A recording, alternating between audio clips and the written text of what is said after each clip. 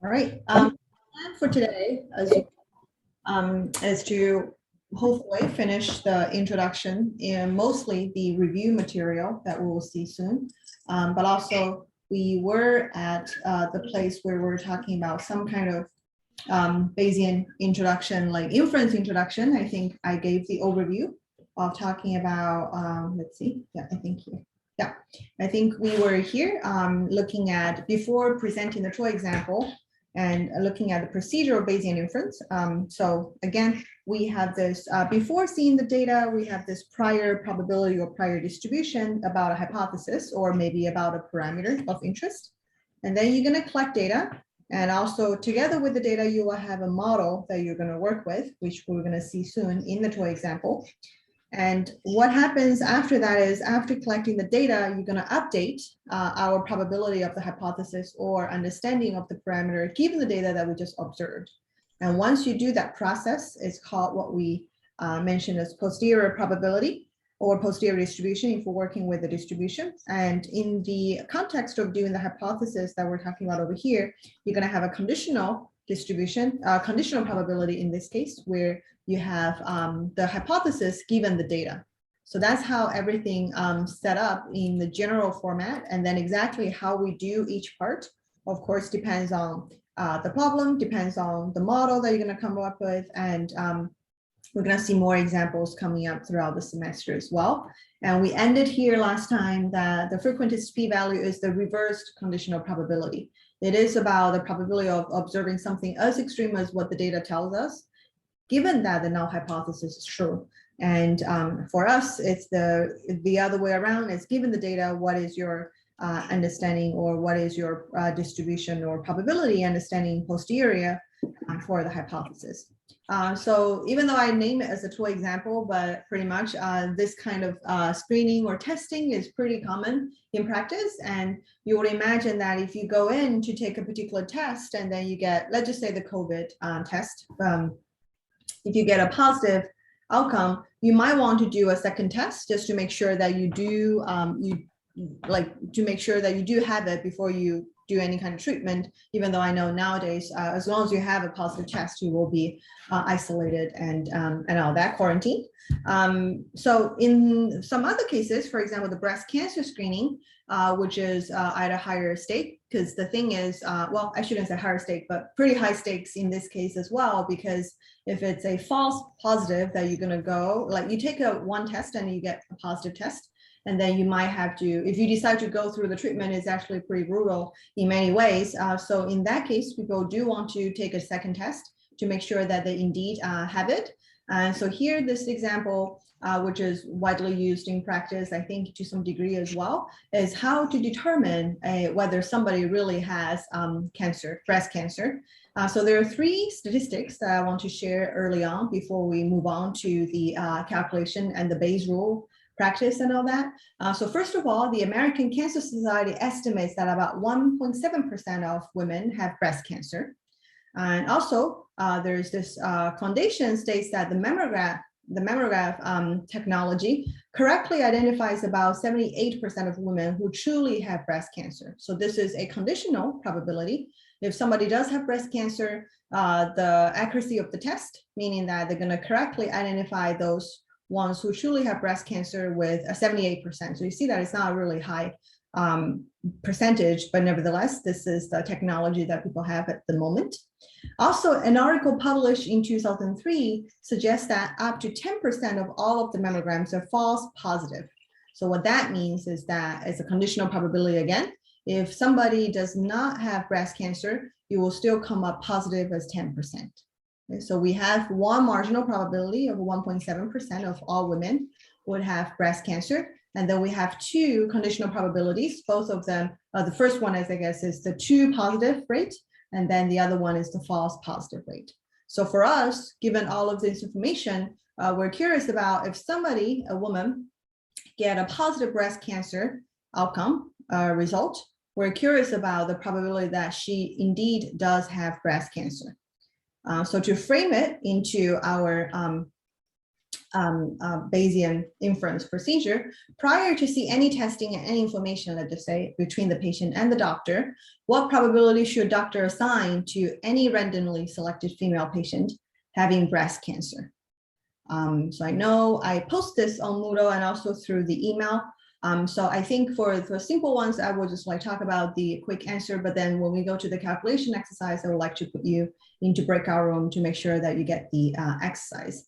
So here, if we go back to the previous slide, we have this marginal probability of 1.7% of all women who have breast cancer. So if you don't know anything about a particular female patient, and we don't do any test at all at this point, this is what we mean by the prior, that we don't observe any data, we just have a prior probability of this woman having breast cancer.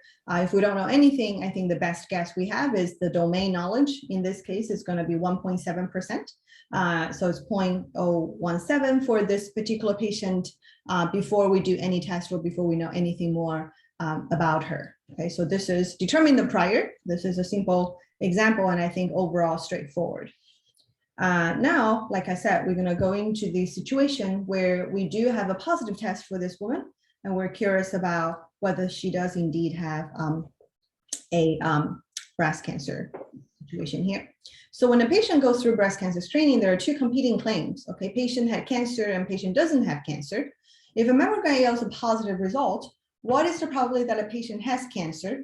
That is, what is the posterior probability of having cancer if a mammogram yields a positive result? So here, we already phrase it into a conditional probability. Okay, you're conditioning on the fact that the mammograph is a positive result.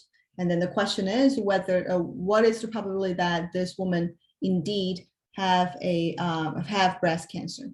Okay, so I think I will give you the chance to work through it. I will come back to this slide really quick because these are the key informations that we have. We have one marginal probability and two conditional probabilities. You will need to find the ones that make most sense to you in this case. And the slides is on Moodle.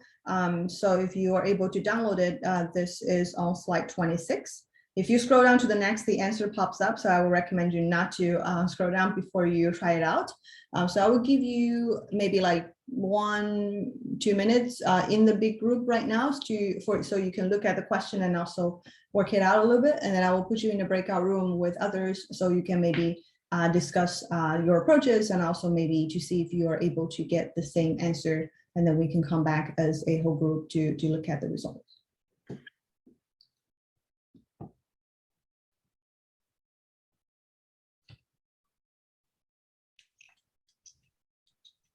I'm also going to just maybe write down a few important numbers here. So we have the probability of somebody has cancer. The marginal probability is 1.7%. Okay, that's the prior we're going to use. And then we have two conditional probability. If somebody does have cancer and you're going to get a positive result from the test, that I think from a few slides ago is going to be 78%. Okay. And then lastly, if somebody has no cancer, but you're still going to come up positive, that's what we call a false positive, that given the test is 10%. So our question, I will just phrase it for you. I'm sure some of you are already making good progress on this. We're looking at the posterior probability of if somebody has a positive outcome, positive test result, what's the conditional probability that the person does have breast cancer?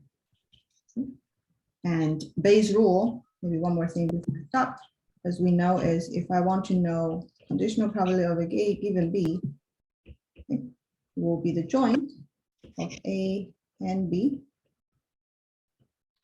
over the probability of marginal probability of B. Okay, so try to see how you can phrase it into the context, and I will bring you into the breakout room and we will come back together to discuss it and look at the solution as part of the toy example over here. So without further ado, I'm going to stop share here, and I will also I think a couple of rooms are almost coming back. And again, this is the question, and hopefully you're able to have a chance to work out your own solution and compare with your member mates within the room. Okay? So this is a pretty, I wouldn't say it's very straightforward, but if you have seen Bayesian calculation in the past, this is probably one of the few ones that you might have seen already. And like I said, this involves using Bayes rule. And then in particular, we're dealing with what we call a discrete Bayes rule, because the events that we have over here is whether somebody is having cancer or not having cancer. And then that partition the whole space into yes or no, or plus or minus, something like that. So for us, we're going to look at the Bayes rule calculation for this exercise. So I'm just going to talk through it and then make sure that we have a solid understanding. Like I said, we know certain probability. We know the marginal of probability of having cancer. We also know the condition of if you have cancer, what is the chance they're going to test positive? And if you do not have cancer, what is the chance that you have negative? So the first line over here is the Bayes rule itself. Like I said, if I want to know the conditional probability of C stands for cancer given a positive test, that is the ratio of cancer and positive test over the marginal probability of having a positive test. So the key here is we need to figure out how to get the numerator and the denominator. Okay, when you get both, you'll be able to get your conditional probability, which is the posterior probability in this case, which is after you get a positive test, what is the chance that you're going to have cancer? Okay, so for us, the top is relatively straightforward because we're going to have the joint, as we know. Oops, let me just make sure. Yeah, so joint over here, okay, will be the product of somebody having cancer, right? Multiplies with the conditional probability that if somebody has cancer, they test positive, okay? So that's why the product, so we have the marginal, if you remember, 1.7%, that's the marginal probability of having breast cancer in the female population. And then we are also given the false, the true negative rate of the test, which is 78%. So the numerator is relatively straightforward. The denominator, as we know, is the marginal probability of somebody having, in this case, having a positive test. Okay, so we know that you could get a positive test if you do have cancer, or you could have no cancer, but you also get a positive test. So later we're going to review that part of the probability as well. But this marginal probability can be written as the sum of positive and cancer plus positive and no cancer. Okay.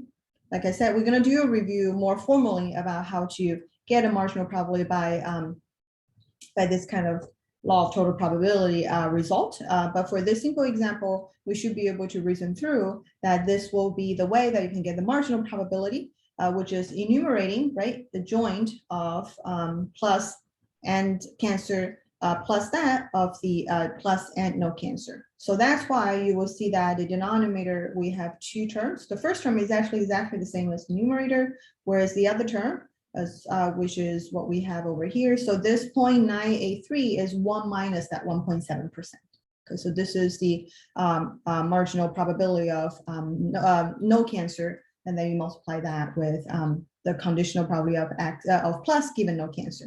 So eventually, if you do the math right, you're going to get about 12%.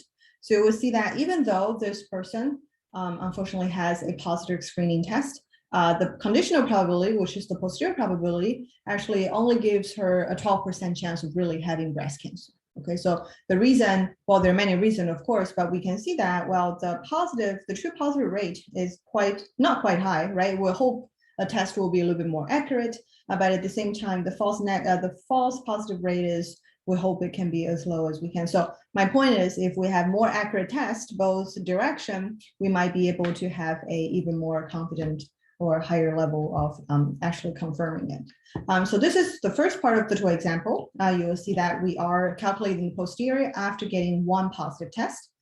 So to wrap up a little bit, right, updating the prior is that in the Bayesian approach, we actually did the prior with the data and then with the posterior doing the updating. And another very important appealing feature of doing Bayesian inference is that you can evaluate your claims iteratively as you collect more data. So we call this sequential update. And for this particular toy example, we can think about, okay, we have a 12% posterior probability now after getting one positive test. And you think, okay, 12% is not really high. I really want to take another test to confirm that I really have breast cancer before I do any kind of procedure and treatment and all that. So what is appealing here using Bayesian inference is that, well, you can go in and take another test. It might be positive, it might be negative, but regardless, this new piece of information can be used to update your belief one more time. Okay, so what we mean by that is updating the prior, and meaning that we already have a posterior from the previous step, 12%. And if you now going to take another test, your current prior going to become your previous posterior, because you already have a positive test and now already know something more about this woman. It's not a randomly selected woman anymore. She already has a positive test. So if you go to the next step, in the next iteration or screening, you will get to take the advantage of what we just learned from the data, meaning that now walking into the next step of the calculation, we're going to now have the new prior to be the previous posterior.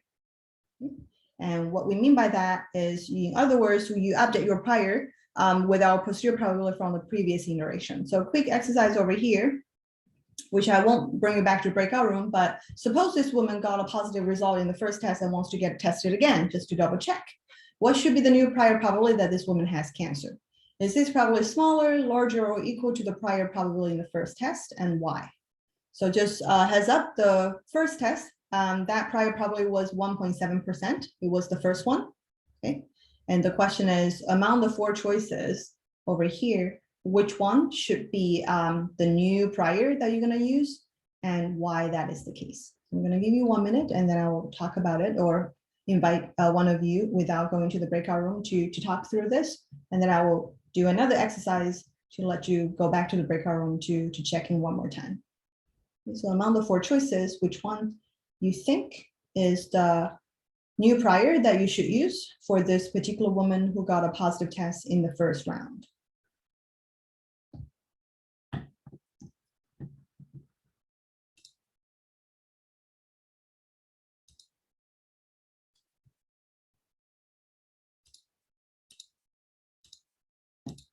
If anyone wants to share your thoughts, feel free to unmute yourself to talk about it.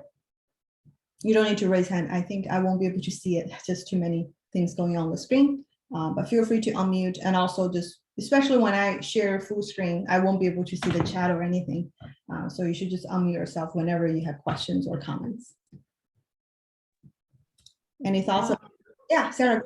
Yeah. I think the new prior should be the 0.12, because you kind of already said that for Bayesian that the new prior will be the posterior, so you just do it sequentially, but it would be the same if you did it all at the same time too. Yeah, thank you, Sarah. Yes, indeed. Well, yeah, I said in the Bayesian way, but I guess even without thinking about the Bayesian approach, it will make sense now to use something other than 1.7%, because we already know something about this woman. We know that she tested positive in the first round. So indeed, in this case, the new prior would just be the previous posterior, which is 12%. And in particular, this one is actually larger than the initial prior. And this is largely due to the fact that the woman already tested positive in the first round. Okay. All right, so that's the little exercise over here. And I have one more computation or calculation exercise for you to give it a try. What if the second mammogram also yielded a positive result? And we're curious about this final, hopefully final, posterior probability of having cancer for this particular woman. So we have 4 different choices. And once you do your calculation, one of them should be the answer. And I'll give you about 1 minute to work individually and then put you back in the breakout room. And then we're going to look at the answer together as a whole group. As you're working through your calculation, I will put you in the breakout in a second. I just want to make a quick point that imagine like one way to check your result is, well, this woman now has a second positive test, right? So whatever value that you calculated should be greater than 12%. If not, maybe some mistake was made. But nevertheless, among the 4 choices, there are 2 greater than 12%. So you still need to do the actual calculation to determine which one is right. So without further ado, I'm going to put you in the breakout rooms, and I will invite you back in about 2 minutes. Okay, I think almost everyone is back, and were you able to do the calculation and also arrive at the same answer with your teammates, hopefully? Okay, some nodding. Yeah, I can only see fixed number of faces, so I'm not sure if it's applied to everyone, but hopefully with the previous example and the calculation, this one is really just another round, right, of doing it. And the general procedure is actually pretty similar. We have a different prior in this case, so that PC, whatever that is you use, will be different for this particular woman. And but then the rest of it should be pretty similar to what we did before. So on the screen, I'm gonna also just work out the solution slowly as well. So once again, we're doing this conditional of cancer given plus, right? Plus meaning as a positive test. But what's main difference from before is that our marginal probability of PC is changed from that 1.7% to this 12%.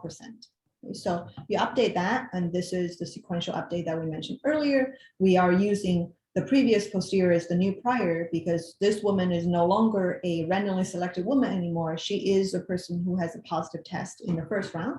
But other than that, everything else actually follows pretty straightforward from before because we still have this conditional, which is the true positive rate of 78%. And we also have the false positive rate of 10%. So you're still going to use both in the calculations using the Bayes rule, and then eventually you're going to calculate as 52%. Okay? So again, this is significantly larger, I would say, substantially larger than that 12%. And when you have two tests positive in a row, you might really be considering a treatment coming up. Okay? So this is exercise again that we have two tests positive in a row, but of course in practice you might have a positive test first, then you go in to do a second test which is negative. And if that is the case, you will still be able to update, right, your new prior to the new posterior, which I think should be lower than that 12%. Okay? So those will just be the ideas, like the big ideas of how things work in the Bayesian inference approach using a simple example. So to recap what we talked about using the TOE example, we really try to take advantage of prior information like a previously published study or a physical model. For us, the previously published study, you can think of as that 1.7%. Of the general public female population of having breast cancer. And then Bayesian inference also naturally integrates data as you collect it, meaning that you have one set prior before you collect any data, and then that posterior of your first collection become your new prior for the next collection.